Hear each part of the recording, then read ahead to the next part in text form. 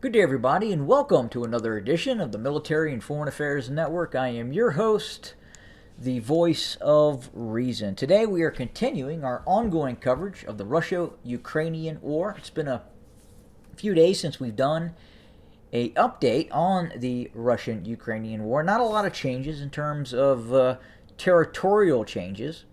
The Russians appear to have stifled the Ukrainian offensive on the western bank of the Dnieper River. Again, as I talked about in previous episodes, the loss of this western bank of the Dnieper River, specifically a Ukrainian drive, a successful drive to sever the P-47 crossing the Dnieper River at Novokhovka, and the seizure of Kherson would have a devastating impact on the Russian political apparatus and any future facing operations by the Russian military in the direction towards Mykolaiv or Odessa. Now, we do not believe, again, that is in the works for quite possibly some time, if ever. But the removal of Russian forces from this area would seal the fate permanently for any sort of Russian drive against Kryvyi Rih or other operations against towards Odessa. But again, those operations, as we speak right now, even looking into the future, 6 months from now, seem rather unlikely. We continue to see heavy fighting within the vicinity of Bakhmut and other areas in the east. This is non-stop, vicious, brutal fighting is taking place. There is Bakhmut. I will convert it over to the satellite view where you can kind of see what that looks like. But again, the Russian forces are just outside the city limits of Bakhmut. Bakhmut is constantly being shelled. Ukrainian frontline forces are constantly being shelled, and at some point, I do imagine we are going to see a heavy push by Russian forces to try and take that town or city at some point. Now, will it be successful? Difficult to say at this point.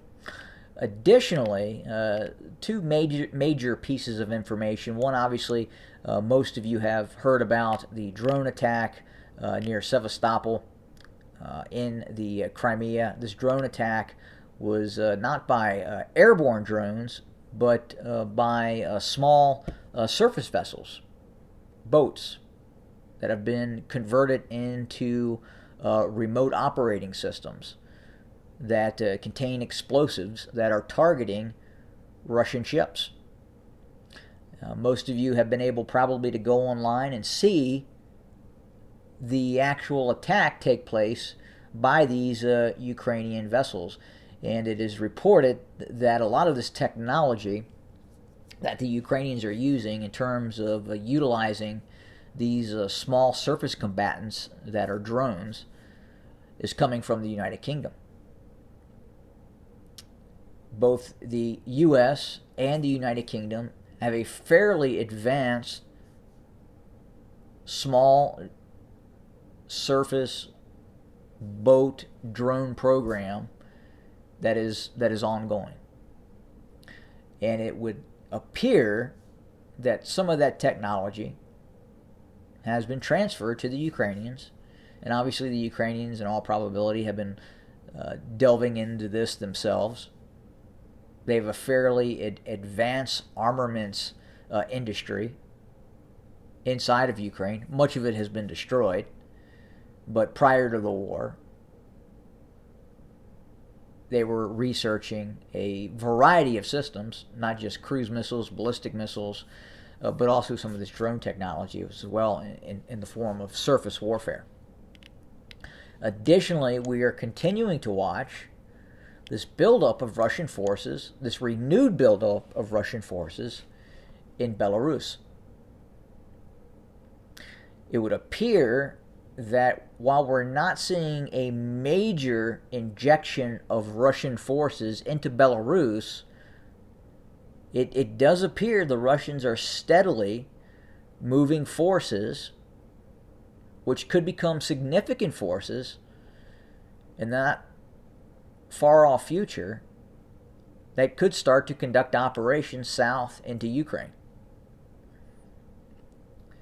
The Belarusians and the Russians are reinforcing the border near Poland at various locales.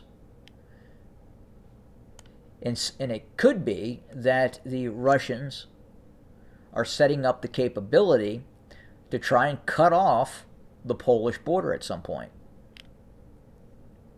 Now again, as we talked about before, we do not believe that the Russians will be able to conduct large-scale operations, large-scale offensive operations, until summer of next year. The fighting has been significant. The fighting has drained the resources of both nation states, Russia and Ukraine. And right now, we don't believe that Russia will be able to conduct large-scale operations again until summer of next year, after many of these reservists have been brought in, trained, equipped, and then are in position to assist the mainstay of Russian forces that have been fighting in Ukraine, again, until the summer of next year. But that's where we kind of set right now. We're continuing to see the Russian drone attacks taking place. They are not just going after the energy capacity of Ukraine. They are also going after other targets as well, military targets, to include the ability of the North Atlantic Treaty Organization to transmit in data form to the Ukrainian General Staff real-time information about the position of both its own forces in Ukraine and Russian forces as well.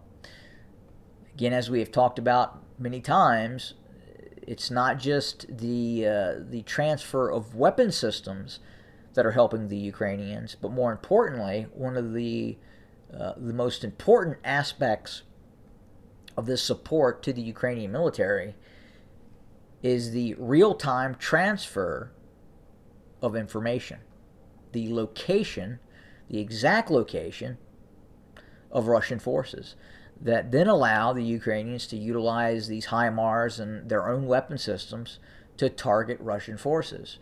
In all likelihood, the Ukrainians have better situational awareness, have better sense and shoot capability than Russian forces at this point. And the Russians right now, with some of this activity that has happened over the past 48, 72 hours, 80 hours, has been directed at that ability to degrade and destroy that Ukrainian ability to connect with the North Atlantic Treaty Organization and get that real-time data. But we'll continue to watch that. We'll continue to watch the war. Again, it looks like the Ukrainian army, the Russian army, the Russian military-industrial complex could be preparing for something much greater in the not-too-distant future. But we're going to keep an eye on that, and we'll obviously have more on that to come in the near future. That's all we have for today. Thanks for joining us, and as always, have a good day.